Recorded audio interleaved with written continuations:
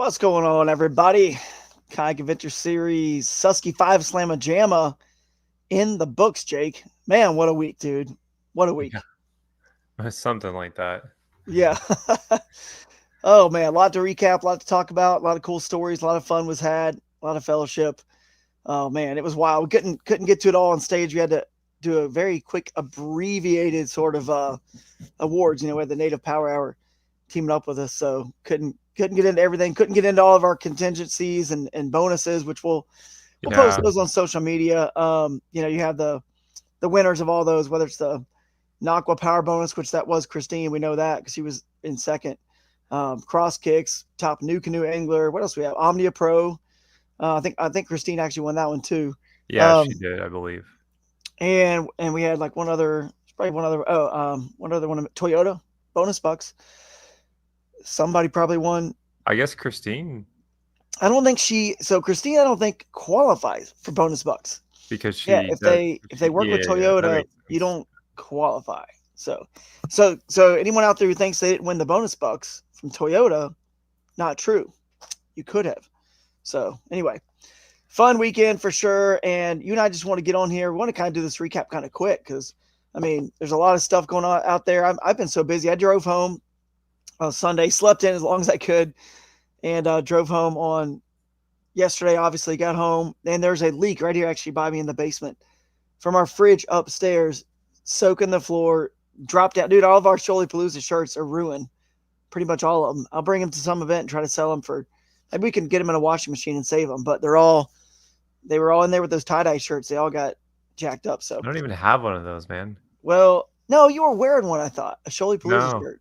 Oh, well, I don't have a tie-dye one. I wanted The a tie tie-dye dye. one. Well, we've got them here. Trust me. They'll be okay. Probably put them in the washer. But the ones that are tie dye bled on the ones that were the plain color. See what I'm saying?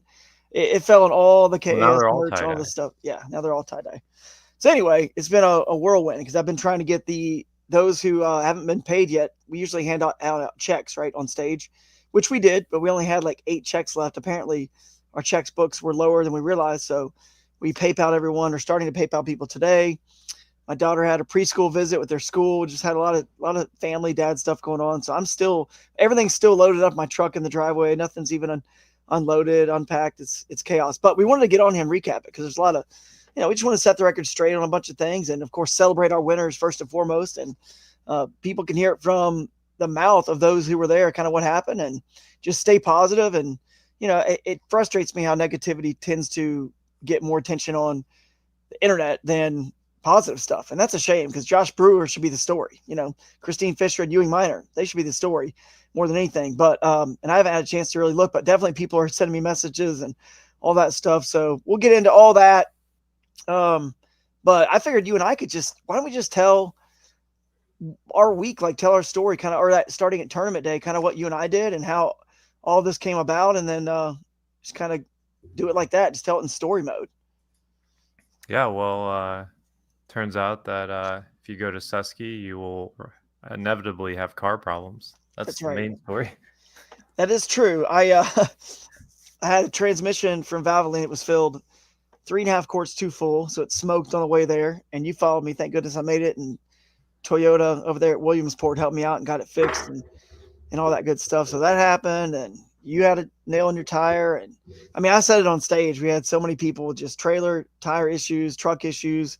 Russ's transmission. Guillermo lost his phone. Another angler, I can't remember who it was, lost his phone. Brandon Palmer, he gets a hook in his hand, has to go to urgent care and get it out. There was like all kinds of like craziness. But when you have that many anglers, that many events going on, it's just bound to happen. The odds just get greater. Not to mention the disqualifications. Obviously, the more people you have, the more likely something like that could potentially happen. So anyway, we'll get into all that. But what a fun event, man. Overall, I don't ever want anything to overshadow just how great an event this was for kayak fishing family and community to all come together as one to celebrate fun fellowship. We had, we probably have photos you could maybe pull up. We're not really prepped to pull up a bunch of media, but we had a ton of people at that Bash U brunch. Opening ceremonies first. We probably had, close to 100 people throughout the night come to the opening ceremonies and check in at Brewski's. It was a ton of fun, great fellowship. And of course, they hung out well into the night because you can't fish on Friday. It's illegal in Kayak Adventure Series. Pre-fish begins at 6. So we had a blast there, food and drinks, fellowship. And we slept in, had brunch, breakfast at 9:30 the next morning at Brewski's downstairs in a little speakeasy room. Christine Fisher, Gene Jensen just spilled some juice with some seminars, and about 50 people showed up to that. That was awesome. And then of course went into tournament. So let's get to it. So tournament happens. So what do you and I do during the tournament? Let's explain. We outsource our judging, right? So we don't even know. We don't have waypoints.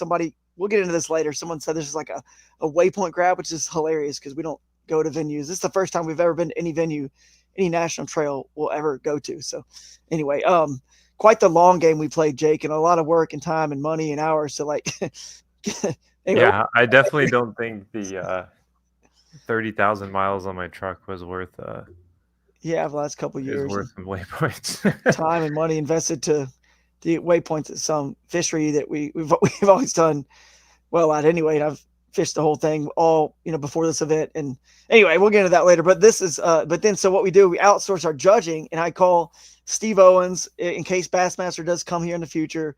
Let him know what we're doing, that we outsource our judging. Happy to sign anything he needs me to sign, fill out any form, take a polygraph, whatever he wants me to do. I'm happy to do it. Same way I share my location with Mark Cisneros, the camera guy for Bassmaster, so he knows where I'm at events. The same way, I just feel like there's an extra burden of proof on us. When I say us, like anglers who do fish, further away and remote and wild places. You know what I mean? So I always do that kind of stuff. And always film with GoPro, of course, powered by Aqua. Always film with GoPro. It will protect your character and anyone who questions anything when you have cast to catch. That's it. What is anyone going to say? So that's why we incentivize it in this series. And it's going to get more heavily incentivized next year. And even to the point where we will continue to have even a lower payout for the winner if they didn't hit if they weren't filmed with GoPro or whatever, that they didn't hit some sort of, we'll figure this out in the winter, like bonus. It's like, it just spreads money deeper into the field. It's still going to be a huge payout, obviously. But it's not like if you were supposed to win, 7,500 like Josh Brewer did, it might drop it down, $1,000. Still gonna be a big payout, $6,500. And of course, if we hit GoPro guarantees, it'll be more than that. But if you don't, it just kind of pulls all that down to the top 15%. Everyone else wins. So you're kind of hoping the winner didn't film. You know what I mean? Like next year, especially, you're going to be hoping like they didn't film, and it really keeps, everything honest on the up and up, and more eyes out there, eyeballs. So you and I, what do? We go around.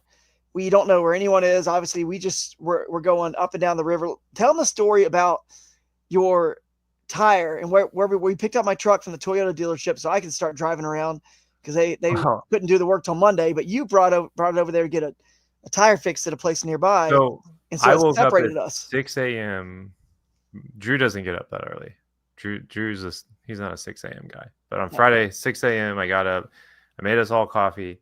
And then, we got ready we went all the way to Bloomsburg, which I say all the way. We were technically staying there, but it was still 22 minutes because we were in the boonies. We do the Bass Street brunch. We do all that stuff. And then everyone goes out to fish. We drive all the way to Williamsport, which is another 50 minutes to get Drew's truck. I drive another 15 minutes to this tire place, get my tire fixed. They do it super quick. It's like a 20-minute process in and out. Get that fixed, and then I start driving south because Drew has got his truck and he's like looking for people on the river, right? It's like, all right, for the drone, let's get some footage. I'm like, all right, well, I'm gonna start heading that way. I'm gonna stop at all these spots on the way down. So I stop at all the West Branch spots, nada, strikeout. All that time, nobody's even there. It sucked because everybody was on the main stem, I guess. Get down to the Sunbury Bridge. I stop there at the dam, and I see a ton of people there. I'm like, oh. That was a little surprising to me personally. I was like, wow, there's like, I saw like 6-7 people at the dam and they're all lined up. So I take a couple cool pictures, which I don't know if I have them on the computer yet, of them all lined up in a row. And I'm like, dang, they're all just fishing the tail races of this dam. And, I see a couple people there that I recognize, including the guy who was in the lead at the time. I was like, oh, that's cool. I'll make a mental note of that, and maybe we'll come back up later. And so I drive down the river. Catches a lot of big fish in that river, so it's good to make a mental note of that. We're trying to get action. We're trying to get some fish on camera. If we can, photographs or drone footage, anything. capture media for you guys Because to you're promote. obviously not going to bother them while they're on the river. I don't Yeah, have a drone, so I take some pictures as best I can, which I think I could probably share some of those at some point here. But yeah, yeah. I started driving down river to meet up with Drew, and then we do get some drone shots, but that just shows you like the path. Like it's Bloomsbury all the way down the West Branch, all the way back, all the way back, Oh and yeah. then all the way down the river. Like I've never driven as much as I drove for fishing. I wasn't even fishing.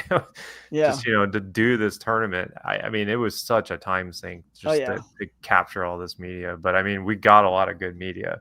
Yep. Unfortunately, we don't get to use all of it, Right. which I we'll talk started down about. south. Yeah, I started down south because I wanted to go from south to north, just follow the whole river up, just stopping at different places, seeing who I could see, fly the drone. I'll be honest with you, the majority of the time, like the vast majority of the time, I have no idea who I'm flying over because I don't get too close. I'm just up high, getting shots of them, cool scenery. These are like establishing shots with the drone. They're like cool, big establishing. If I can see someone's catching a fish, I'm going to come in and try to get that, but it's very rare that happens. I mean, it's tough, very tough to do. So you had to stop. You stopped further up at the dam because you were like 30 minutes behind me, and I was like, I got to go all the way before lines in because I also, as a tournament director, want to, just if you can kind of like anticipate anything that might be confusing for the anglers or somewhere where someone might have a violation, you just want to kind of make sure you make a mental note and get into those areas. And one thing we had heard from some people that were concerns, you guys as anglers did a great job letting us know. You heard that some people were maybe confused about the rule for the joint events with the Native Power Hour event and the other, joint events, the local events there, that some people thought they did not have to abide by the Kayak Adventure Series boundaries and the launch boundaries in particular. And they could launch wherever they wanted downstream further than our final launch boundary. So I wanted to make sure I told you, I said, man, I can't wait for you. I got to get down there to make sure people, our anglers who are abiding by the rules, are not getting, screwed by someone who doesn't understand the rules, whether intentional, unintentional, doesn't matter. If you're going 70 miles an hour and a 55, the judge doesn't matter if you knew it was 55 or didn't know. It doesn't matter. You're going 70. So it doesn't matter if you didn't know about certain things. This will apply later, of course, in the podcast as well. But I wanted to make sure no one was just launching directly into water downstream to protect any anglers who were going to go from that final launch boundary and go downstream. And I went down there. I drove the river. I scouted. I saw them all. I flew the drone over some of them. Some were making a run down and didn't see anybody, man. All the way to the campground at Duncannon there. Never saw anybody that was in our tournament that Yeah. was there. I So actually, on the way down to meet Drew, stopped at where Dustin was, Maha Tango oh Creek yeah. access, and I saw 5 or 6 trucks there, and I was like, all right, we got him. Finally found some people. I go out, and I'm looking, and I'm like, wait a sec. I'm not going to be able to see them from the creek. So I go out to the mouth of the creek. Nothing. They're all scattered everywhere. The Susquehanna, for You need all the its drone. river accesses, you almost need to be on the water to actually find people, Yeah, you really do. It's real easy to hide. So then you and I, okay, I say to you, hey, I'm going up the river on the east side. I'm going to keep going up, stop it. Every single, and again, a drone spot, to fly a drone isn't the same as a river access necessarily. If the road gets close and there's a little pull off, I can take it up and go shoot. And I want to make sure I find as many people to get, again, it's to promote the anglers, to promote you guys, get good content for you guys, have a cool photo one day that you can have on your wall or show your family and just get you guys in action. If you got sponsors, you can utilize that footage. We can get it to you, whatnot, and make a cool highlight reel, of the venues we're at, the fisheries. So I go up, I'm making all these stops, and eventually we have the leader, day one leader, Houseman, right? He's like 100-something inches, dude. And you're like, Drew, we got to get up the dam. We got to cover this. It's incredible. He's got 100.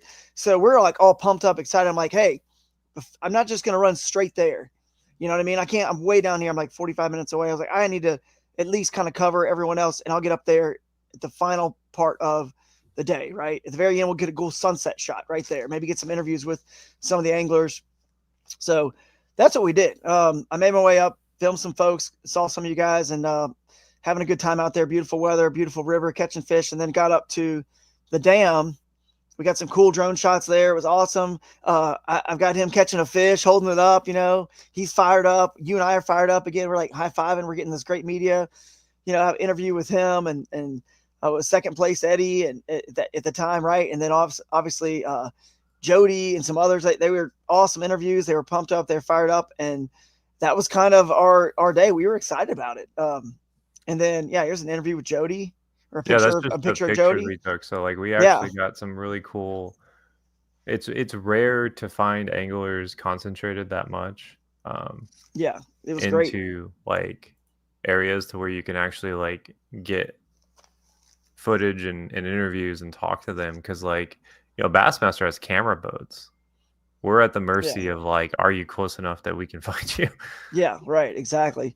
But and this is we're not gonna like obviously everyone knows kind of the spot and what happened. So this isn't like, we normally don't really talk about, oh, this is, this spot or whatever, but this is a unique situation. We all are going to learn from this today. It's what's cool. That's our goal, is kind of learn from this.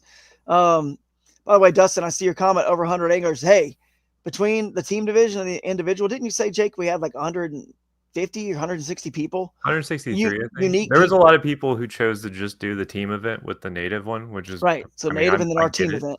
Yeah. So Yeah. 160 something people, plus there was a bunch of people that were in the native that weren't in our team or individual. And then there were people in those joint events, That local native events. event is awesome. Like it Yeah, really is a cool it event. is. They I were wish I great, could have man. fished it. But So great to work with. I know, me too. I wish I could have. But then, so I think we had over 200. We'll find out. Again, we're doing this recap a little sooner than normal, but we'll find out. We had, I think, over 200 unique individuals participate in this event. I'm almost positive of that. So anyway, there's Brian Slayton. But getting back to it, so this is kind of where things get like interesting for us. So before again, we're just telling kind of the story. This is kind of taking you guys through all rules. We have a protocol and procedures, the way we do things, right? So um, basically, before the anglers even launched at the dam, if you're in the tournament, you guys can go to your push notifications and see this. If they're still there, they probably are in your notifications on TourneyX. yeah, they probably are. We had some anglers that were a little confused about the rule and the law, with the dam, and it's not our responsibility to figure that out. That's your responsibility, as the rules say, as anglers. But obviously, it is my responsibility. If the anglers call me and they're trying to get some clarification, I'm going to do my best to get that for you guys as soon as possible, so you know the answers to it, and you don't break a rule or law. So I got that call, and I immediately researched the law, confirmed it. You know what I mean? What it was, 100 feet from the dam is what the Pennsylvania law says. We'll find out later when we were at that particular dam. It actually has a even more specific law and rule there. It's 100 feet from the boil. Every sign there says the boil, not the dam. So that is where, and I've got some pictures actually we could pull up and you can see those, but it doesn't matter. You guys, every sign at that dam says from the boil, which is where the white water ends. And that's what the DNR agent eventually that I got a hold of confirmed. It was from the boil at that particular dam. State law is generally 100 feet from the dam, but this one's a little different. So anyway, Well, we should explain why that exists. So the Susquehanna is famous for having people drown in the hydraulics of these low water dams. Mm-hmm. There's, a couple people a year, and even the DNR agent said, there's been I think he said there's been 2. No, like 4. It was like 4 deaths recently, he said.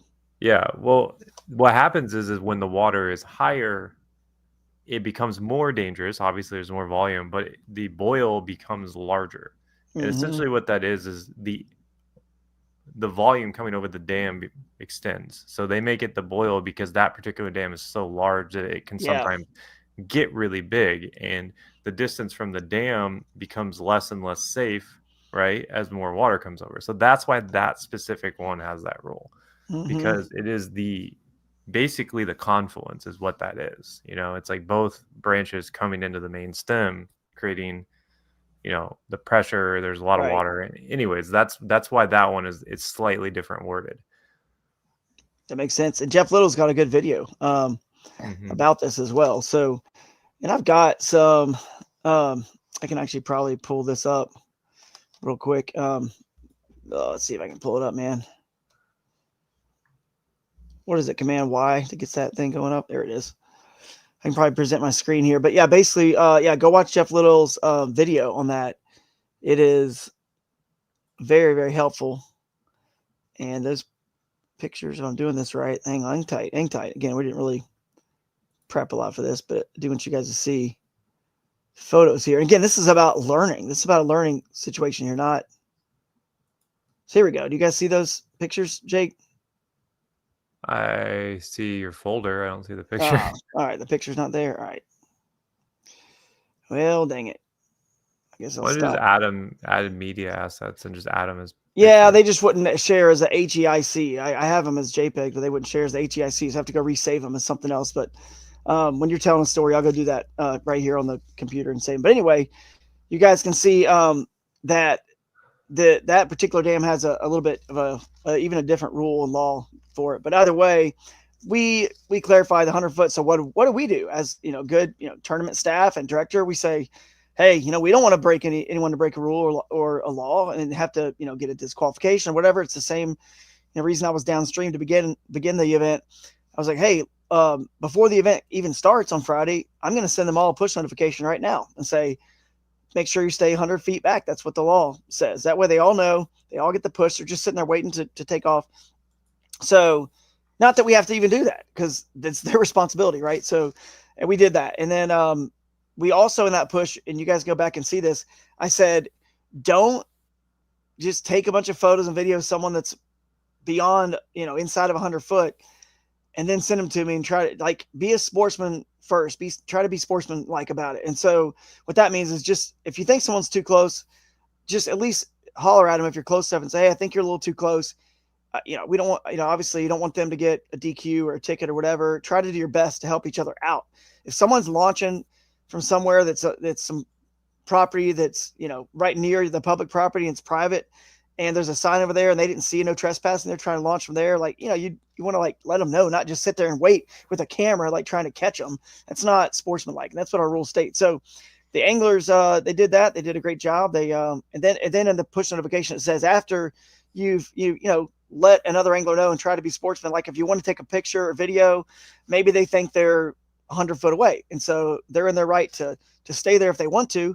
But you're in your right to also, as anglers, who I'm telling you guys, please, anything you see out there or whatever, take a photo or video, send it to me.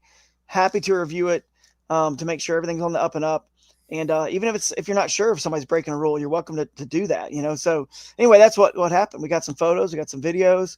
Then we went back and looked at our drone footage. We had no clue until after we got off the water that day, and then we had to go on Friday till midnight. I was up researching the laws and the rules. I did a live. Remember, I went live on Friday doing a Friday recap, and because we had some English who were questioning, they just weren't sure. They wanted us to look into it. I looked into it, and I just doubled down again on the live, the recap. Stay 100 feet away from the dam. 100 feet away from the dam. That's the rule, guys. And then also after that live stream, we sent an email out, a Friday recap email, again with the identifier code for Saturday, and a few little bullet points of information. You guys could find those emails. And I said, 100 feet from the dam, stay away. So 3 times now we've sent something to try to do our best to make sure no one was inside that. Because again, we don't want to DQ people. It's if I can help prevent it, I'm going to help try my best to prevent it, even though it's not our responsibility. So anyway, that's what we did. We did that. And then the next morning, I knew that the next day I had to immediately get up.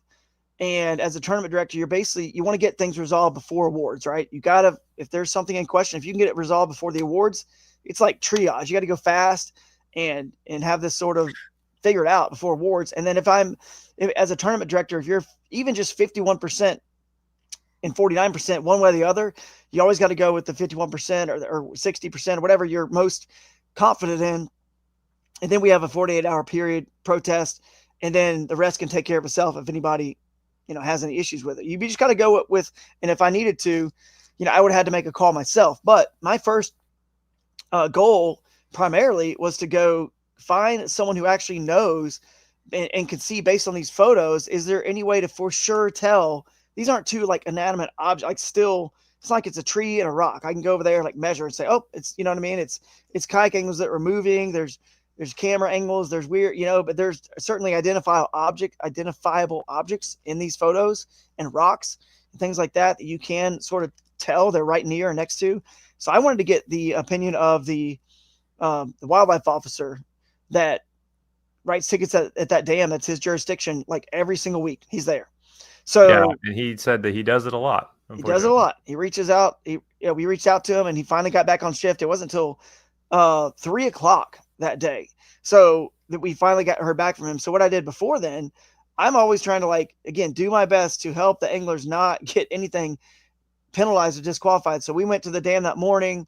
I went over there, and after all those notifications, right, and emails, I went over there just to double check everyone was doing what they should be at the dam.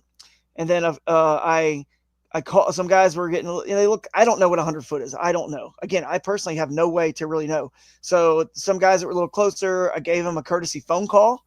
I said, hey, couple things. One, make sure you stay 100 foot. I know you guys have probably seen my messages, but two, there we have some photos of you guys that are pretty close to the dam. I don't know if it's 100 foot or not, but I'm looking into it.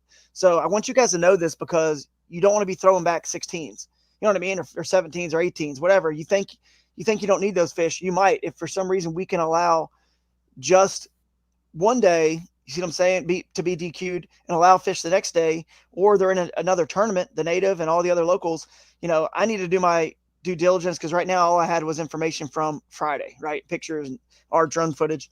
So that's what I did. I gave them a courtesy to let them know that it doesn't change what they do. Just keep fishing hard, keep catching big fish. Just make sure you're at least taking pictures of all of them.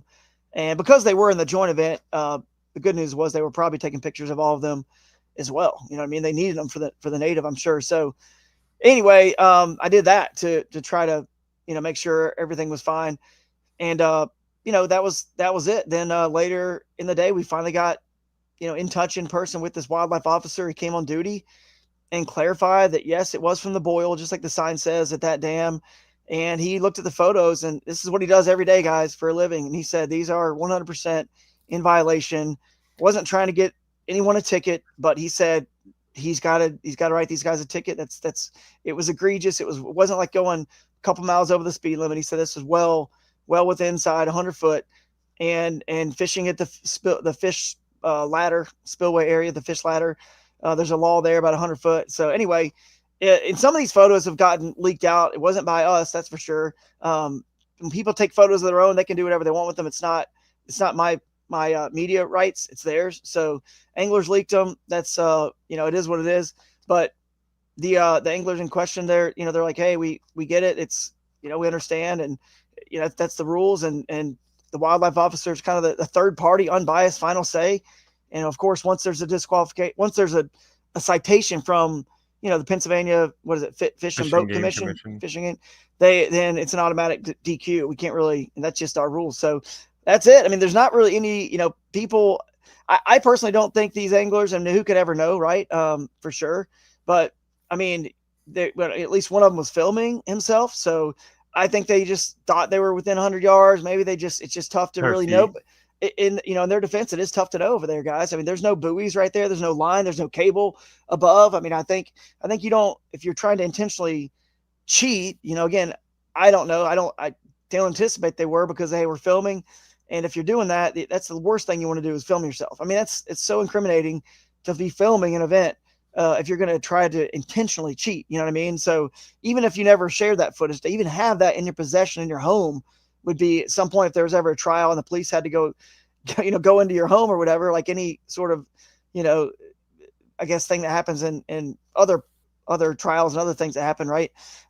They would be able to go in there with a warrant into your home and search stuff. So it'd be the dumbest thing in the world. So I will, I don't, we don't look at you guys. We don't know anything that's going, we don't consider anyone's, past or whatever people say, hearsay, rumors. It doesn't matter. You guys are numbers to us when we are actually judging the rulings on the event, and our judges have no clue either. You're just we may consider you friends outside of the tournament itself and those judgments and things like that, but you're just a number to us when it comes to the event. We have to rule everyone the same. I'm sure Roger Goodell probably considers himself friends with whoever, Patrick Mahomes or Josh Allen or whoever, but when it comes to them violating something, he's got to discipline or do whatever he has to do based on the rules of the NFL. So that's kind of the way it went down. I mean, that's basically it. I mean, they got disqualified. It's a lesson learned from everyone to make sure you know the laws in your state, in your area. And again, I'm not online. People people talking about it, drama. I would just say we've all made mistakes. I've had penalties on stage. I called out, some of the names I know that don't mind, being called out. Christine, Russ, whoever else, Gene Jensen, they were all there and they were raising their hands. Yeah, we've been DQ'd before too. And it's not like this was some cheating, like a fish in a basket, weights and fish sort of thing. This was just, it got a little too close. I mean, they probably just got a little greedy. They just knew some big fish were there. Yeah, it definitely feels like the reality is it was multiple anglers that got DQ'd. It was not just one person. So just to clarify, it's easy to like, single out one person, but the reality is, we had multiple infractions. So, and I'm sure some other people, I mean, could have been closer too. It's the judgment. And I even said this in the email. You have to do your best good faith effort to, if you get sucked in a little close, to get back. You always have to, because whether or not there's the DNRs there, get writing tickets or not, doesn't mean you're still okay. And there can't be a disqualification or you're not breaking the law.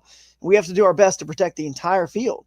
Otherwise, who would ever fish any event that is the tournament director is not upholding the rules? You know what I mean? And the laws. Like, so we have to. And of course, our hands are tied. We weren't trying to get these guys, a ticket or anything, but obviously that's what had to happen. And it's at least a third party was able to confirm. I probably would have, had to do a lot more research and measuring and stuff like that, and really make a call myself. But obviously we want to always get a third party if we can. We consulted with other people, other tournament directors, national directors, and folks like that. So, and then that's it, guys. That's kind of the story. It's not that exciting, honestly. It really isn't. But apparently it is to other people online. I guess they got nothing else really going on, but that's kind of it. Anything else you want to add to that? I mean, no. Someone did bring up, Michael said, like, I don't think getting a citation necessarily means that you're guilty, which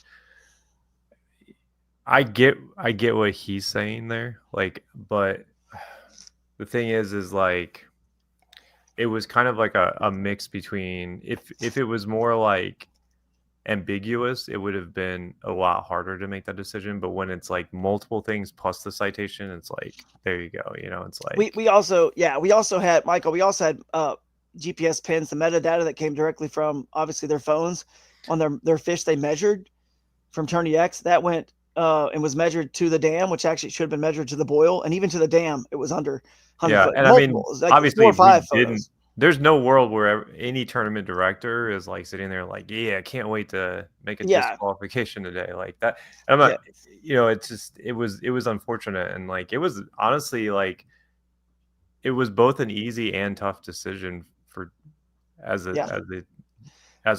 just in general. It was right. It was very conflicting, because it's like, you want people to be treated fairly, the whole field, but you also don't want to screw over or hurt the other anglers who don't have a chance to be like, wait, it's like, that's why like it did kind of work out to where if we did have to do that, they still had their fish submitted. It was in, there wasn't like, there was still like, it's not like we cut off their fishing day early or anything like that. Yeah, to Michael's, I agree. I mean, it was, to Michael's point here though, that's where I'm saying, as a tournament director, you have to get to the bottom of it as fast as you can, and have some. We documented everything. Everything's documented, and you have to get to it as fast as you can. And for us, fortunately, thank God, there is a wildlife officer who does this every day at that dam for a living. He knows where every rock is, how far away it is, and even if he gives some leniency here and there, for our tournament, doesn't matter.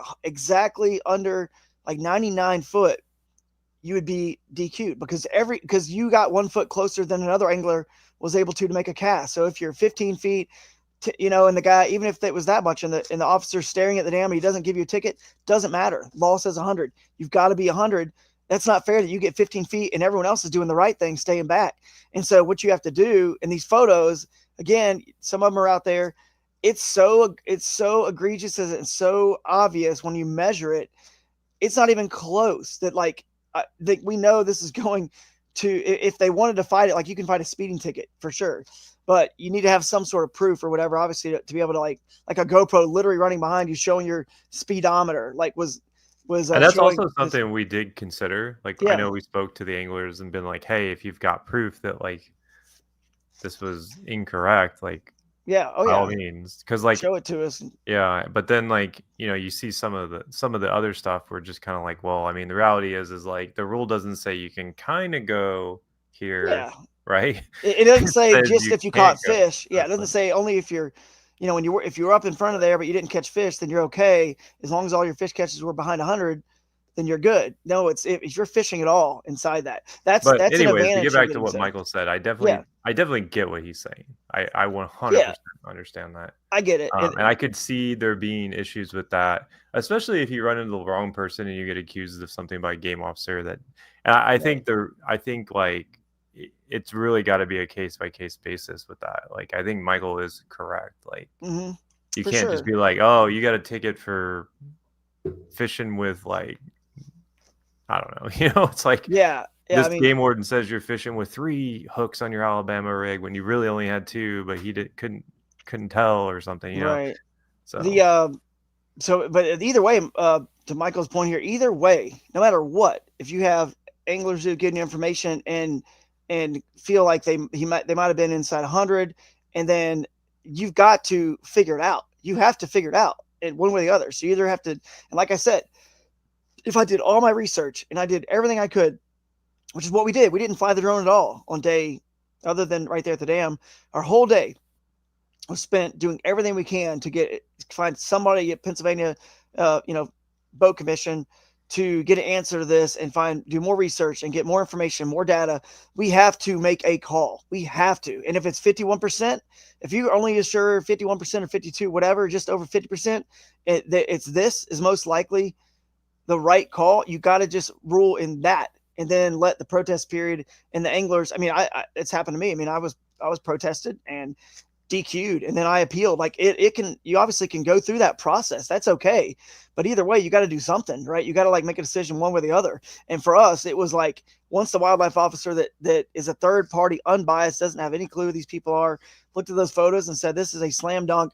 This isn't even close, guys. And I have to write him a citation. Then obviously it was easy for me to know, no, that is, you know, he's like 100%. I mean, it wasn't even 51%. This is like 100%. So, from this guy. And so that's kind of what, yeah, there's some cool drone shots here. Beautiful yeah. river. But anyway, that's what we had to go with. And, they're And welcome you to go. technically, to answer this question, you technically can troll in our event. Not that many Yeah. people probably did it on the Susquehanna River, but Yeah. That's that true. being said, if you were on the North Branch, there is a pretty good chance that he was looking for walleye doing Yeah. that, and he was just fun fishing. Yeah. So Anyway, that was the situation at the dam. And, like I said, the anglers will, I don't know if Eddie said anything or Jacob, whatever, they'll say what they want to say about it and kind of share their side. And I'm sure, it's just a lesson that we all can learn. We can take a positive away from it. That's the final thing is let's just take a positive away from it. And, obviously, we're here to uphold our rules and the laws. We actually have a permit from the state of Pennsylvania that says we have to do that for any of the, tournaments we hold in their state. We have to enforce that our anglers stay within the law and that's what we agree to. Otherwise, they won't let us hold events in Pennsylvania again if we don't. So we came to them with that, and that's our duty, what we agree to. So that's kind of why we did that. And a lot of people don't know this too, Jake. I mean, I didn't just start this tournament trail without any experience. I've got like educational background in sports management. I have a master's degree in sports management. I ran sports leagues for 5 years at the collegiate level, a couple different universities before I got into fishing for a living, like full time with fishing stuff. So, I mean, not that just because you have an education means you are an expert or you know everything or you never make mistakes. Because trust me, I do. Steve Owens, myself, anybody, Vinny, Gene, anyone who's been a tournament director, AJ, they all, we all admit like we're human, we're flawed too. We can make mistakes. We do our best not to, obviously, but obviously, if you're going to get a surgery, you probably want to go to the doctor who's got an education and not one that doesn't. Just I watch YouTube videos and I learned how to do this. So at least have some third party accreditation of the university, Georgia State University, that my emphasis was in sports management, like in recreational sports leagues, like universities and things like that. So running leagues and tournaments, and I ran the River Bassin tournament for like 8 years as well. That tournament trail. So we didn't just come up with this and not have a plan, a procedure, and rules, and everything in place for all this. So, and we're definitely that's beautiful right there, man. Look at that shot. Yeah, Definitely give not that guy a raise. definitely have to enforce them, guys. You know that when you go to Kayak Adventure Series events, you better know that you don't know where the drone's going to be. You don't know where other anglers are going to be with cameras. That more people are filming in our tournaments than I think anywhere else, just because of the incentives to filming. So yeah, it's a good thing. It's actually a little side thing. Is not just good content to share on social media for you guys and for us to share, promote your brands or your just whatever, just to have for your own memories. It's actually really cool that it keeps the field honest, and you can go into our events kind of knowing that it's kind of really really hard to get away with anything.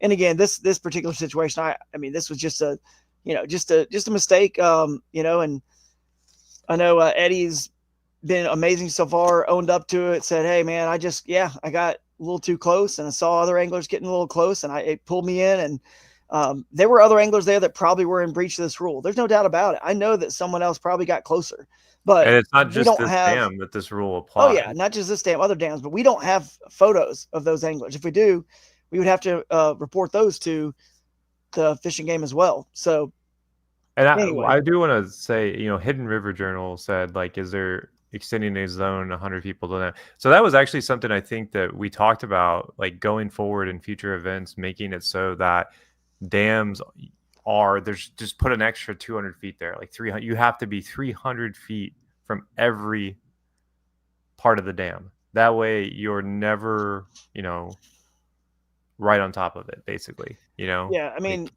like I almost feel like that's where we're heading, maybe even 400 feet. It's like we'll you have to see. be, I don't know if I'm a fan of that per se, but we'll see. We'll have to. This is all stuff we'll go over in the winter, yeah. because the reality is a lot of times there's other people at these particular places anyway. So I mean, if they're there and they've got a camera, what I mean, they're there competing against you, right? So, but the bottom line is most dams. This is a unique situation because the buoys are not at 100 feet. There's nothing There's out there. only There's no one buoy. wire. Yeah, there's a couple buoys, but they're not 100. There's a wire. There's no wire across the river that with the signs that hang that you see on some dams that say danger. Don't get closer, like turbulent water, sudden rises, all that stuff you see. There isn't that there. It's hard for you guys. It's very hard to know where 100 foot is, unless you have a rangefinder. You really don't know, unless you're just sitting there and measure with Google Maps. You drop a pin where the blue dot is and measure. You really don't know. So other dams have a little bit clearer, like in Mississippi River, right? Remember, Jake, last event? There's signage. It's a narrower river way up there, and there's signage on this side of the river and that side. You can see exactly when you look across if you're past it. So this is just a weird, unique situation that is, I'm sure there's going to be events here in the future that I think That will was be. cool. I never noticed that. Watch that. What? Watch the chatterbait. Goes right over the drone. You got Oh, really wow. lucky right there. Yeah, I didn't see. Yeah, go back where it stops getting gray. I want to see that again. Watch. But See? well, I mean, I just can't see anything because it's dark. It hasn't like lightened up on my screen. But I remember there was some casts. I was, yeah, went right over the drone. Yeah, that was a pretty cool shot. Wonder if he did that on purpose. But anyway, that was basically the. I don't know if there's any other questions about that, but that's kind of it. And yeah, I then mean it would be hard to gauge 300 feet from a dam. I mean, yeah, it creates a it'd new be tough. problem. It's like Yeah, you can see Jody's probably at like 300 or 400 feet right now from one. yeah, yeah. That was. I was trying to get a cool shot of him in the frame there on the sunset form, so we can like screenshot that. I tried to get several anglers doing that. So I got a good photo of Jody in the sunset. So, but I wouldn't. That's beautiful there. I wouldn't. I would keep remember the Kayak Adventure Series rules. There's sportsmanship and conduct rules. So even online on social media, we talk about that. If I were you guys, this is nothing more than I would just assume it's nothing more than obviously innocent mistake. They were filming. They thought they were within 100, and just let it be. I mean, it's probably they're frustrated, of course, as they would be, as I would be. We all have been there. I've been there before. Trust me, very frustrated. They natural emotion. It's a very emotional sport. There's a lot on the line. Of course, but I mean, they got disqualified because they got the citation. It was kind of a third party, so no sense in being a jerk or piling on or saying anything and being just move on. Just we all learn the lesson and just kind of move on. And there are sportsmanship rules for Kayak Adventure Series, and if we see you guys doing that and stirring the pot and trying to just cause more drama or whatever. It's kind of like, just not something we want. We don't want anyone that's like that in our events. So if you're continuing to do that and causing a problem online, then we just have the right to say we don't allow you to fish our events. You It's know just not what? what it's I not what we're think about. we've said enough. We should focus on the This guy. winner. Look at Yeah. that. There we go. Mr. Josh Brewer. I don't know, Josh, if he's watching or listening. I don't know if he's on social media, if he's on his Instagram or not. I couldn't find him. But we'll have to see if he's on there. But hit us up with your Instagram handle. If anyone knows it, put it in here. But I mean, that came out of the blue, just kind of to everybody, I think. Christine was up there. I think the whole awards came out of the blue because they know a couple anglers had, obviously one was over 100 and the other one 93 something after day one, I believe. So, and then he I came mean, out of it the was blue. definitely tougher for sure, but people caught good limits. Like, Yeah, there were some good limits caught. So, yeah, for sure. So, Ewing and Christine took that team division. We had a packed house at Brewski's for the awards. I mean, there was at least, do you think 100 people were there? It was close to 100 back at the awards. I think at least it was packed in that 100 range. We raised a lot of money for autism, for the autism anglers as well with that raffle kayak from Native. Again, we are all trying to just get yeah. everything in order after this event. I have no idea how much we raised yet. I got to go back and look because we have cash. We got to add that with Stripe payments or Venmo, PayPal. That was all people used all those to buy raffle tickets. So yeah, there's the results here. Jordan Welliver, I mean, just a local hammer there. Right there in third after Christine was in second. John Dalton just rolls out. I mean, here was an interesting YouTuber. story, which we kind of played into it a little bit at awards. Is look at this tie. Oh, the tie was insane. 4-way tie from 5th to 8th. So Ryan Melter, Eric Hawks, Joe McElroy, and Kyle Maddox all had a 4-way tie. Yeah. And it's like they all had different big fish. 1925. Yep. And it was like perfect. It like kept going up as they. Yeah. So this was tougher. I will say that was tougher. But if you go back to old Hobie events that were there, it was like this too back then. Then we had some years. It was like you got to have 97, 98, you know what I'm saying? Like kind of in that range, 90, 96, but like for 2 days, you know what I mean? Both days. But so it was a little tougher given how many people we had in this event. We did expect it to get a little bit higher than that because, hey, look at Springfield, Ohio, the great Midwest of us. It was one with more than the Susquehanna River. So shout out to Ohio fishing. People knock on Ohio, but it took more to win that event. Well, quarter inch, but yeah. quarter inch more, right. But we didn't have as many people even in that. We still had a good number of people in that event. But anyway, it just wasn't fishing as good as it normally is. I know there was a fish kill earlier in the year. And, I will say, though, like numbers wise, we had a lot of fish submitted. People caught a lot of fish. And in the native side of things, like people caught a ton of fish. I think Russ had, I want to say 27 fish, 400, right? 490 inches or something. Yeah. Like, it's insane. So let's see. People were catching like quality 18s and 19s all the way down. They were. Like, look at this. Like half the field is in the low. Like 20 right there. Travis Von Neumann. We got, some big fish. Another 20. Chad Claypool. Hidden River Journal saying, are we coming back next year? Well, at Broodstock, again, this is a good time to shout out Broodstock. We're still going to be in Pennsylvania for our final event in September 12th and 13th. That's an open event. Our final event, we call it a finale, just so you guys know, it's not a championship. It's a finale. It's an open event. Now, we're going to crown the Angler of the Year and Team of the Year, of course, but in terms of the event itself, it's an open finale. So come join us over there. It's going to be an awesome event. The Allegheny is a great river to fish. And then you've got we got like 5 or 6 lakes abounds for that one too. And those lakes have some great largemouth fishing as well. So, and if you were at this event, by the way, we do want your photos and videos still. Go onto the website, go click on 4 anglers and then click on upload photo video. We do want you guys to submit your footage and your photos for our recap article. But Hidden River Journal, to answer your question, at the Broodstock, we will announce next year's full schedule. So find out where we're going to be. I will give you a hint. We are trying to come back to the state. I won't say what section or where or whatever. We're trying to come back. So we'll see. And then shout out to the kids in this, by the way. Kids are awesome. Obviously Tristan and Oliver. Yep. the Lee Tristan dynasty. Oliver. Yeah. They're killing Josiah. it. Josiah in That second whole place. family is just like, look at this Yeah. fish. Like when I put that into the presentation, I was just like, man, Yep. such a ham, you know? It's like just Mm-hmm. so tall. It reminds me Big. of So Upper Mississippi River, that wasn't like a river fish. Mississippi But we River. had, I think we had 5 youth people in this event. So Mm-hmm. It was a good, pretty good one cool. for sure. The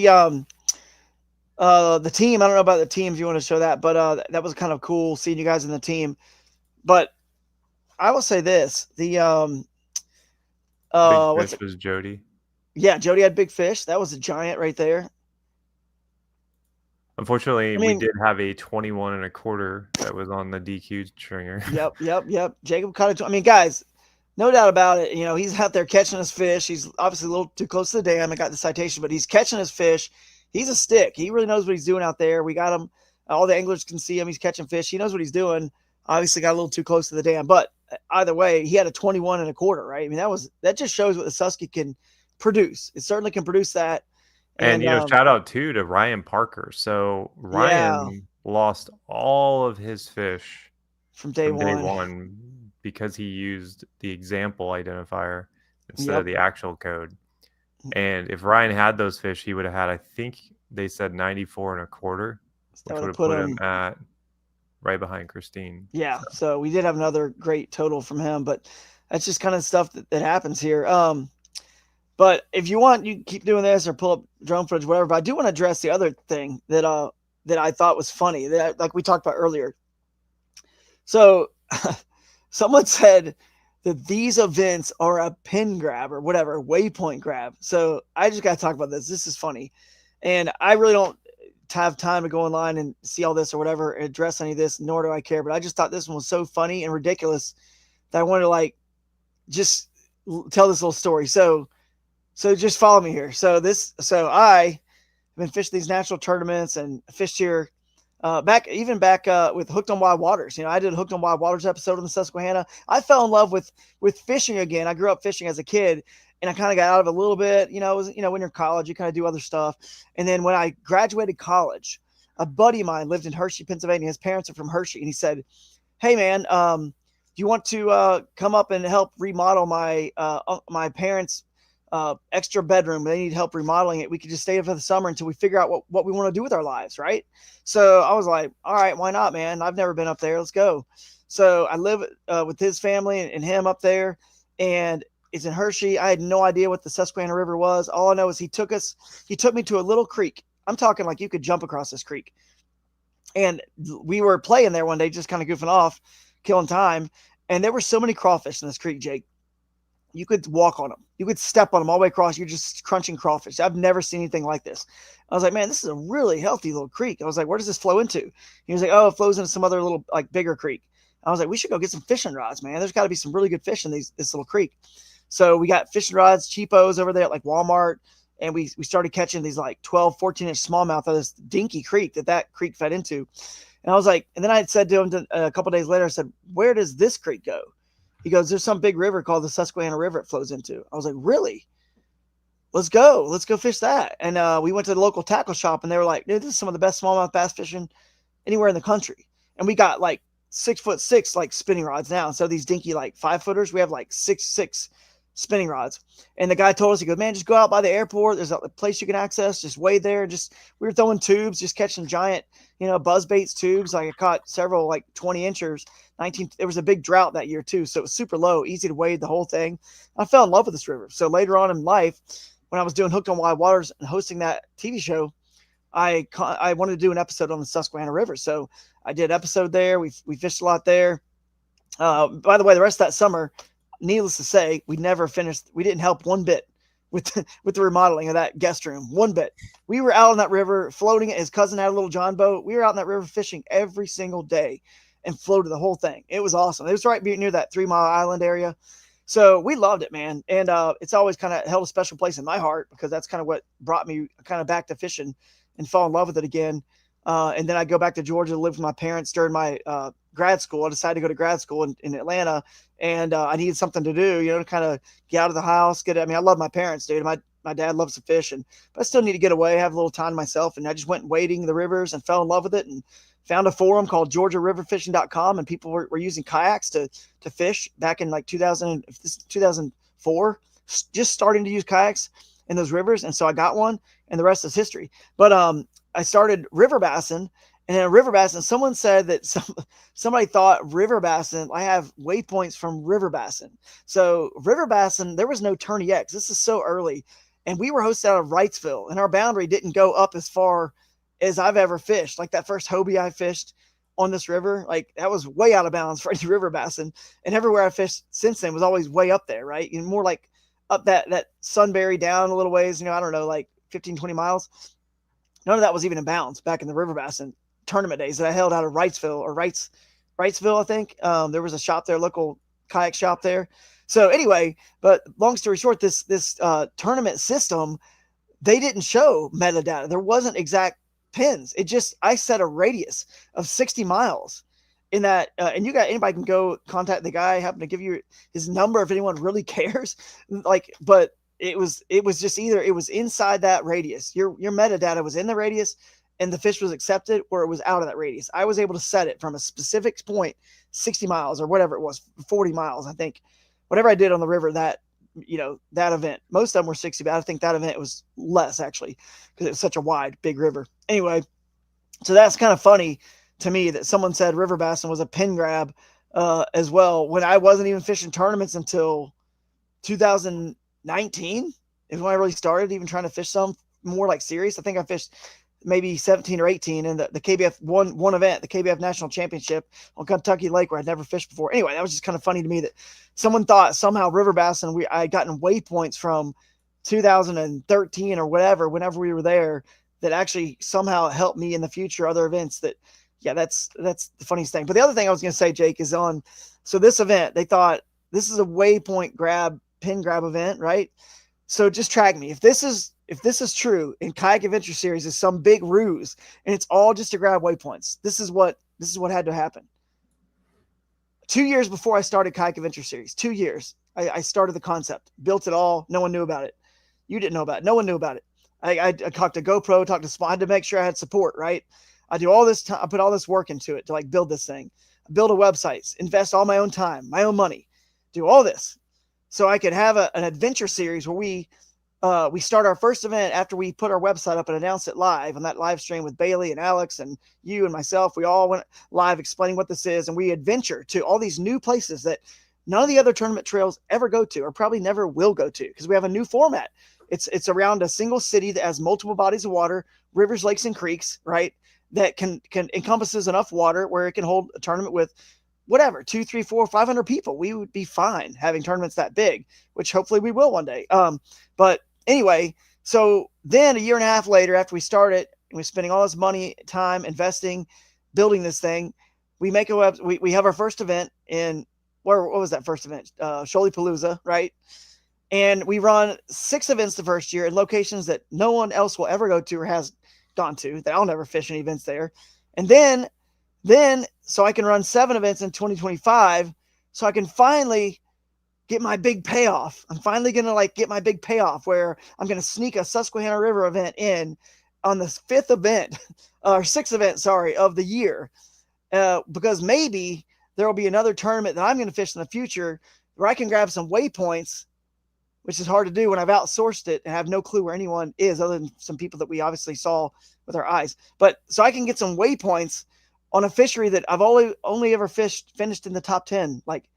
One time I did get 20th. I actually had a bad second day. I was in 4th after day 1, but I did a bad second day. But anyway, I've always I couldn't even comprehend that this is somebody's theory out there. It made me crack up. I was like, anyway, that's playing the long game, dude. That is quite the ruse to try to win whatever, 6, 7, 8,000, 9,000, whatever the turn, whatever it is. That's quite the thing to do. So, man, that's far-fetched. So that's a story about that. If anyone has any questions, in the old days, a lot of people used SD cards.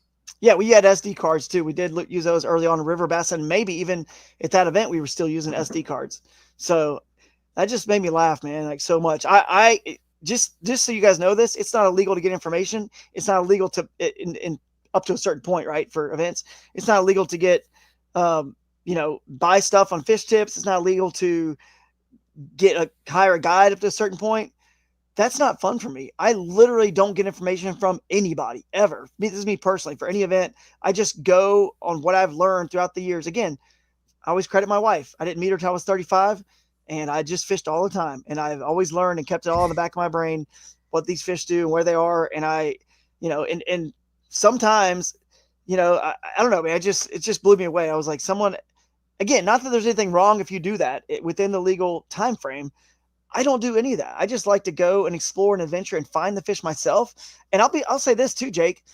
If you see a waypoint of someone who won, if I actually ever knew and saw a waypoint, actually, I know this is a good example. I'll never fish that dam. Have I ever fished it? Nope. Have I always had a hunch there's big fish there? Of course.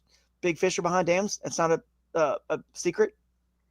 But now you will never see me behind that dam because now I'll never know, like, was I ever going to go there without knowing this? Like, I don't know. Maybe I would have, maybe I wouldn't have, but it actually cut off a spot that I'll never be able to go on this river at any tournament. You'll never see me there. It's just not my style anyway. It's right there in the middle of the town. So it's just not my style, but it's just funny to me that it actually will hurt me anywhere that we might go. And anywhere we go that someone else may go in the future, you'll never see me. I'll tell you what. The Susquehanna River is the most exposed river in America, unfortunately. Oh, yeah. For better or worse. And I know that probably pains a lot of locals to hear, but yeah. I mean, I feel like I have an intimate knowledge of that river. And I mean, there's tons more that I can know, obviously, but I mean, I could almost name every single launch on that river. And I live in.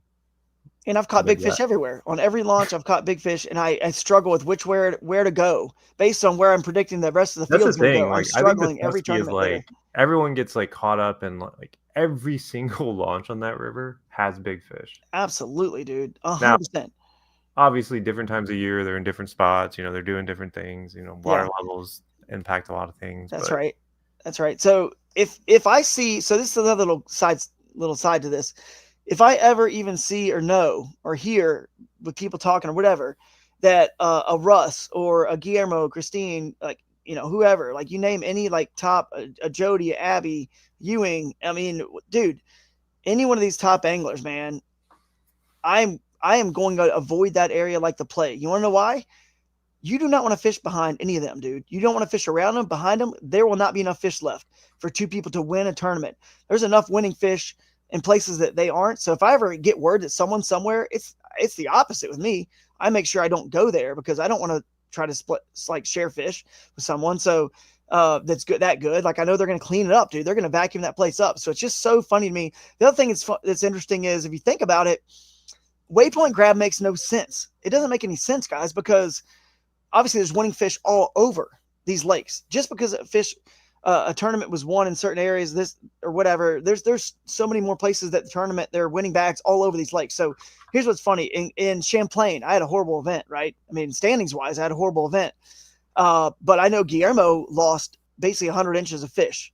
I lost, at least I would have had 95 plus, have been in the top 10. And Guillermo and I both, we were, right there, 1 and 2 in AOI. We both were way down the standings. I don't know. He had 80 something inches. I had like, whatever that was, a one-day thing, right? What did I have? 80, 79? 80. Just a horrible event. But no one would know this. No one who ran that event would ever go look at they would never go look at my waypoints because I didn't have 95 or 93 or 100 inches, right? What's the point? Oh, that guy didn't do anything. Well, you know what? I lost 95 plus inches of fish. Guillermo is the same thing, way down and wherever he was, 30th, 40th place, whatever.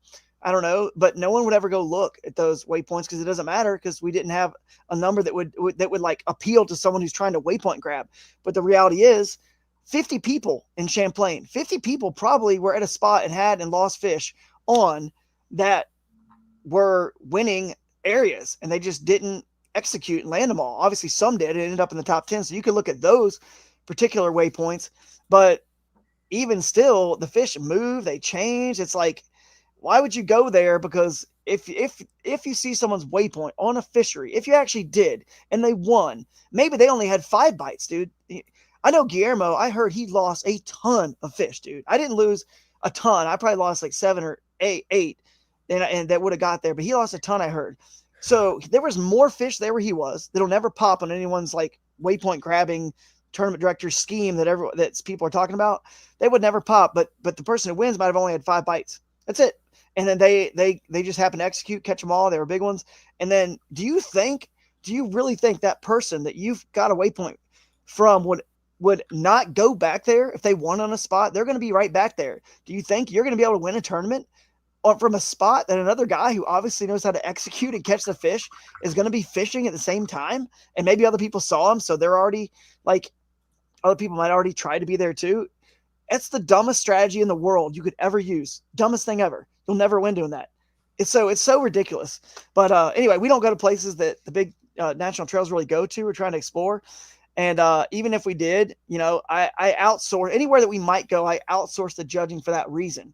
And I communicate with the tournament director. I let them know that. I don't see anything, don't know, don't care. So ridiculous. I'll get off my rant on that. So, but I'll say this, though. Last thing I will say, I'm off the rant, but I will say this. If those people want to say stuff like that and talk like that, good. Let them just stew in their own, whatever reason that in their own lives, they have to try to create these narratives or theories. Maybe they're trying to make excuses for, why they haven't won events. I have no clue.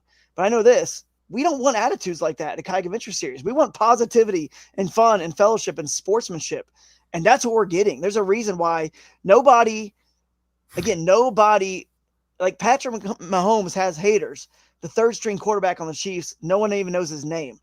No one would be talking about this and this series, this event, if we weren't doing something, right? And having some fun and doing something and getting, people excited about, God's incredible creation, that we're taking you guys to all these beautiful, great fisheries. Every event at Kayak Adventure Series is one with 90 plus inches. Where have we ever had an event that was less than 90 something? We're going to cool, unique fisheries. I don't think we've actually had an event under 90. I don't think we have. Because the lowest event we've ever had, which is kind of comical actually, was, I want to say the Michigan event was Parker had 90 and a quarter. Oh, and in Towanda, he won with 90, just over 90, I think, because it was a flood on the Susky North Branch. But it was a flood, one-day thing. That's kind of like a rare. We would have definitely been way over 90, but we've never hit less than 90. He had exactly 90. I just looked it up. Exactly 90. I've never hit less than 90. You guys are having a good time. You're loving it. You're buying into the format. You love how laid back it is on the non-fishing side. It's easy. You don't have to get up super early 2 times. You get a break on Friday where everyone gets a break, for that Bash U brunch. The fish get a break. You get to relax. You could stay out late on Thursday at the opening ceremonies at our brewery or restaurant. You have fun together, fellowship, and then Friday you get up. We get you guys fed with breakfast. We have more fellowship. You can't get on the water anyway, so it's just relax, rigging. Then you get on the water. You get an afternoon bite, which is amazing. You get an evening afternoon bite. It's a weekday, not as many locals on the water. You get to fish into that sunset. It's beautiful. And then the next day, all day, Saturday, give you, 8-9 hours on, even up to 9 hours or more in the summer. And then we end on Saturday, so you guys can all drive home on Sunday. And we get to hang out and party as long as you guys want on Saturdays. Hey, look, Josh, awesome. Josh did mention, by the way, at our event, that he fished the Towanda event, and there he is right there. 73 and a half. He went from 17th to 1st. That's Towanda. So the the moral of the story is, I guess you guys are enjoying it. We'll keep doing it, and appreciate all the support from everybody as always. And I had so many people, Jake, that came up to me. I don't know if you had it as well. You probably did. So many people, so many big names in the sport too. Which, by the way, if you see some big names in an event of ours, don't be threatened to get in. You know what I mean? Even if you just want to do the team division or in the individual, it's not like all the big top hammers or whatever in the sport are there. But what's cool is, because we have this fellowship time and this camaraderie, you get a chance to hang out with them, and they're all great people. They're willing to share whatever. They're all very open. The vibes are great this go around. Yeah, we great had vibes. Tons Christine, of people at every event, and honestly, it was tough to get people to come if you were fishing down south to come to this stuff, because you got to drive so far on this river. We understood that. We were prepared for that, yet we still ran out of food at the Bass U brunch. That's the crazy part. Yeah, I mean, and we did push those boundaries further down. Normally we wouldn't have gone even maybe that far, but Native really wanted it to go a little further down. Plus our rules let you go beyond the launch boundaries if you want, upstream or downstream, and take out wherever you want. You just had to initially launch in those those launch boundaries, and then you could take out wherever, up or down. So it still allowed people to fish a lot of the water that I think some people like to fish because maybe they just live closer to Harrisburg or whatever.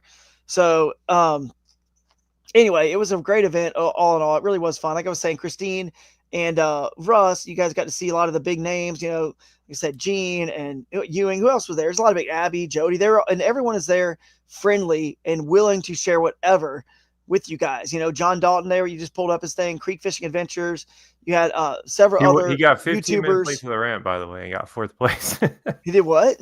He was 15 minutes late to the ramp Saturday and got 4th That's place. his MO, being 15 minutes. That's good for him. 15 was like good. Yeah, if he gets there also, early, he knows he's going to lose. But if he gets there yeah, right on time or late, he knows he's good. yep. So I do appreciate. I'm really bad at taking compliments. My wife tells me that. She's like, "Dude, I'm trying to compliment you. Just say thank you." Like I can't look her in the eye when she's saying something nice about me or whatever. You guys on stage, it might have been awkward. I was like, I appreciate everything you guys said. To me, I'm just there to serve you guys. It's like, you know, if you're a doctor or a teacher or whatever, a server at a restaurant, you may be having the worst day. And you got to sit there and put a smile on your face. You're just there to serve others when you're on the clock. And I was on the clock. Jake was on the clock. We're just there to make sure you guys have as much fun as possible. Hopefully have a format and structure where you catch as many fish as possible, which helps you have as much fun as possible, but have as much fellowship as possible and just a good time. And of course, as fair as possible back on that tournament director side of things. So that's all we're there to do. I'm not there to have fun. There are parts of it that are fun. And I love awarding you guys the prizes and seeing you know, have memories that'll last your entire life. You know, you can't take money with you to the grave, but these memories are going to last your entire lifetime, and they're going to be what you really cherish. And that's what we're there to do. Even though a lot of it's I was putting not that fun. money straight into my truck at this event because yeah, no doubt, this place is huge. It is huge. Yeah, we spent a lot of money on gas and driving around. So, but I appreciate all the support with you guys that did help us out and contributed to the Bass U brunch. That was amazing. Also, those of you guys who bought merch, who bought raffle tickets to support autism, we're going to keep it going. And, you know, I just think we're doing something right. Obviously, if people are talking about us, then, hey, thank you. Thank you guys for considering us important enough to comment about and talk about. So I guess, but I don't, got a lot going on, man. I'm trying to fish my own stuff, trying to run this, trying to develop products with sponsors, develop my own, lures and stuff as well. And, you know, just a lot going on, dude. I got wife, 3 dogs, 2 kids. So I don't have time to check it out or look at it anymore. I used to be more online and more social media than I am now. But you know, I guess people are going to say whatever they're going to say, but we're just going to keep creating fun environments and fun events and focus on us. And you guys are obviously loving it, so we'll keep going. So that's about it, man. I don't think there's really much else here. You know, this is a good question from Elvis. Will the youth division have an AOI race for next season? Yeah, I thought about that. I just don't feel like we have enough, like... Yeah. But if we made it... If we could keep, like, cultivating it and making it stronger, I feel like maybe it could. But the problem is like, you know, it's really only 5. 5 is, like, the high end, you know? Mm-hmm. Yeah, I agree. I mean, it could be something where we do have one. And even if there's only like, I don't know, 15 or 20 different youth throughout the whole year, maybe we should have more next year as we continue to grow and contact high school fishing clubs. Maybe there's 30 or 40 total youth. I don't know. So we can make it happen either way. Even if it, like Elvis, even if it's just whatever, man, just a trophy and like a $100 gift card. I mean, that's better than nothing. So we'll see if we can do that. We do a lot already in these contingencies and everything else. So we don't want to make anything too much more complicated. But the fact that you're interested in that, Elvis, is a great idea. Steve's comment here, you don't need waypoints, just use the PowerPole Vision. That thing looks sweet. With the satellite imagery, it is sweet, Steve.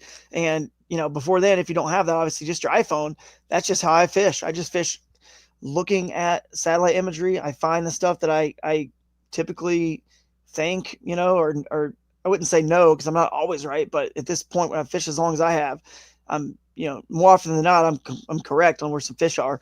And I use satellite imagery. That's all I really use. I don't really use Navionics too much, a little bit on some lake areas, but my backwater stuff is more satellite imagery for sure. So Zach from Dark Horse is saying that Franklin's going to be fantastic, and it is. It's going to be fun. You guys get signed up. Hey, it's going to be a great event. I already previewed it. Took a little... Did you? Yeah. Took a detour? Yeah. That's cool. I didn't know that. I wanted to see, because like as you come in, you go across. Yeah. I was curious about a launch, and like one of the launches that I looked at there wasn't really very conducive for bank angling for someone with a broken ankle. So I, Mm-hmm. Yep. I didn't The end up driving down there, but I did stop It's a there. cool area. It It's is, like man. It really is. literally right off the road as I'm coming home. Uh-huh. Nice. Jake Cook said he got DQ'd for altering fish pictures. My iPhone was in auto enhance. Lesson learned. So same thing. Again, that's a good way to kind of end it. Lesson learned for all of us. If you were not one of the two that obviously was a harder lesson learned for them with the citation, please learn the lesson now and not do that. Know it. That's important. And it's all about how you handle it. Once it happens, it's more about how you handle it, things in life, because we're all going to make mistakes. We do. It's more about how you respond from it and how you handle it going forward. That's where your true character shows. And I think, even in my situation when I was protested, remember, and disqualified and had to appeal, and I had my GoPro footage that helped me, get that appeal or that DQ overturned. It was more about like, man, this is a true test right now. Like, what do I really, where's my, like, what kind of character do I have? What am I going to do? Am I going to like try to fight and be like all like upset and just start spitting off whatever and just make it a bigger fire? Or, I thought about it as like, you know what, even if I unintentionally broke a rule, which obviously if I did, that's what it would have been. It would have been unintentional. I said, I don't deserve to win. And I went and made a social media Instagram post. I don't deserve to win. If I broke a rule and gained an advantage, like I said, unintentionally, I'm going 70 and a 55-mile-an-hour zone, and I just don't know it's 55 speed limit. Doesn't matter. It was unintentional, and I got somewhere quicker than somebody else who had to stay at 55, right? So if I did that, I said on social media, I was like, I don't want to win the tournament. I don't want to win AOI. Guillermo would deserve it. I think he was second in that tournament, and whoever would have won AOI, I don't know, but I was like, I don't want it if I gain an advantage. So I think hopefully, and I know a lot of people did say, they reached out to me and said, man, that was a great example of how to handle situations like this. Obviously, I was really freaking like upset, about the whole situation and just distraught over it. And rightfully, these guys are, I'm sure as well, or were, but it's how they go forward from it, now is what really is going to matter in the long run and the rest of their life. Because it came close to ruining fishing for me, even though I didn't like break a rule, didn't do anything wrong. I mean, I still like kind of almost ruined the love I had for fishing. I don't want that to happen to these guys or anyone in a tournament because of something like that. So Tim Isaac's right there. I see he pulled up. He got DQ'd at Santa Cooper for fishing 20 minutes before Lines End.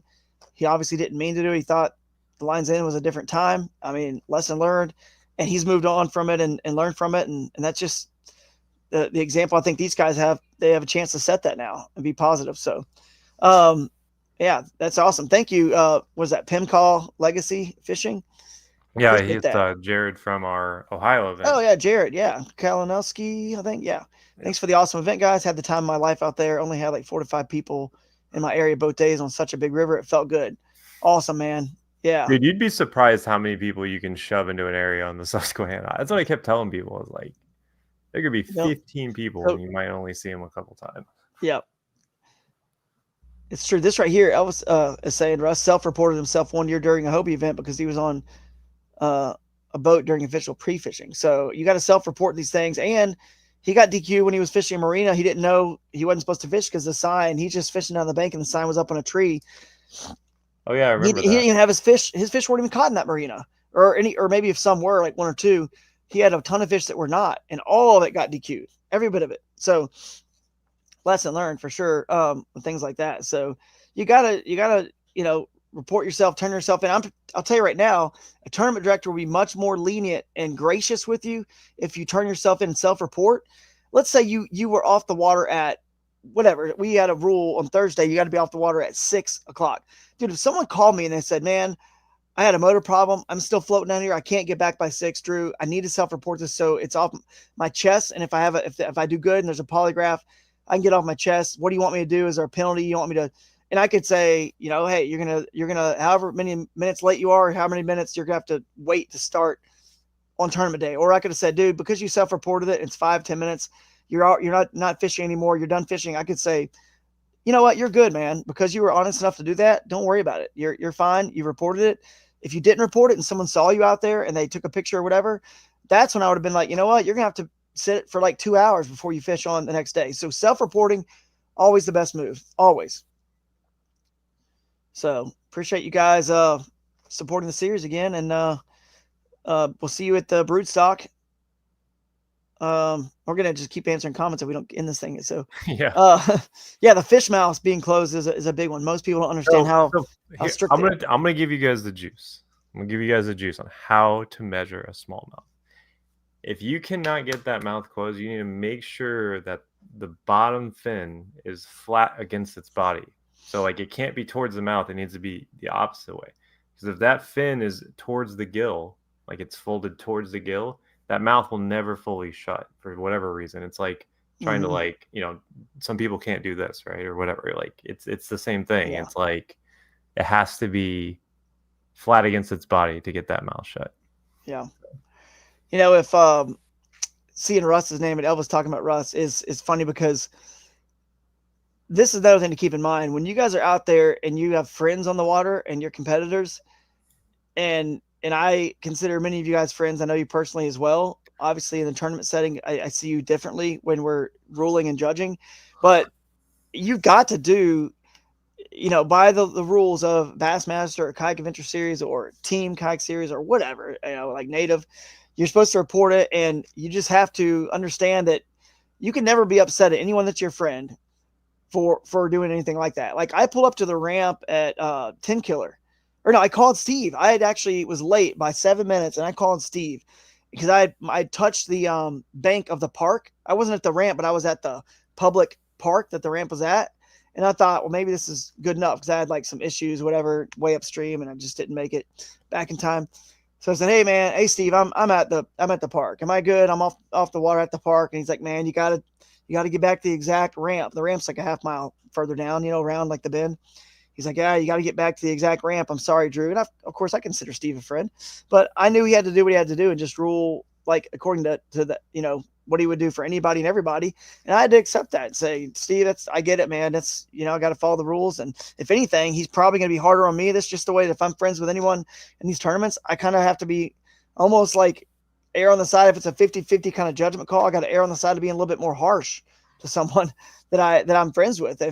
If I have to lean one way or the other, it's got to be that, just so no one could ever perceive favoritism. So it's almost hurt you to kind of know me more on a personal level. But I had to get to that ramp, and I got to the ramp, and I think I pulled up and I was like, oh, Russ. I was like, Russ was there, and he's like, dang it, Drew. And I'm like, I know. And he's like, because the day before I was like 3 minutes late, and I was like, I know, man. I'm like 6 minutes, right? And he goes, because I talked to him before actually my kayak beached. I was like, I'm like 6 minutes late, right? Or whatever. And he's like, I beached my kayak. He's like, just then when I was doing it, he's like 7, man. I was like, dang it. And he had to do that. I just, thought I'm right at the ramp, whatever. And I was like 6 minutes, but he was like 7. So I was like, I had to report 7, and it was technically 7. So I can't, he had to do that and make sure. So, anyway, I've had plenty of people that I consider friends. I know lots of people in this sport that are consider themselves best friends and close friends have had to report each other, and we don't have anyone else to do it but us on the water. So you guys got to keep doing that. And if you're not doing anything wrong, you got nothing to worry about. Even if it's something that somebody sees you doing and they're not sure and they report it just so the director can investigate it, don't be upset at them. Don't call them a tattle or whatever. They're just trying to do what we asked them to do. So don't, it's fine. Because think about it. If you're not breaking a rule, and especially if you're filming, you're going to always have proof. If you're not breaking a rule, you got nothing to worry about ever. You got evidence. You have nothing to worry about. So keep that in mind, guys. And once we're off the water, we're all high-fiving, drinking beers, having fun, eating food. It's all fellowship and fun again at that point. You got to let it roll off your back. Whatever happens, you can't play defense in the sport. Cannot do it. So why be mad or upset at each other and have enemies? Let's just, we can always be friends off the water as well.